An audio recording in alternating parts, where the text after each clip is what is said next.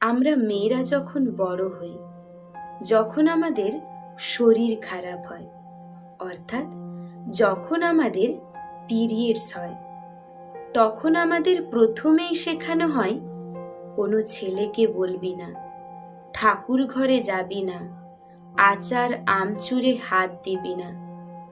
আমাদেরকে কেউ শেখায় না পিরিয়ডসের সময় কিভাবে পরিষ্কার পরিচ্ছন্ন থাকতে হয়, কিভাবে আমরা সঠিকভাবে স্যানিটারি ন্যাপকিনটাকে ইউজ করব।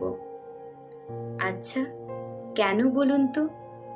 যে শরীরটা প্রতি মাসে একটা নতুন সৃষ্টির জন্য নিজেকে তৈরি করে, যে রক্তবিন্দু পুরো পৃথিবীর অস্তিত্বটাকে টিকিয়ে রেখেছে, তাকে কেন আমরা অপবিত্র বা লজ্জার বলবো?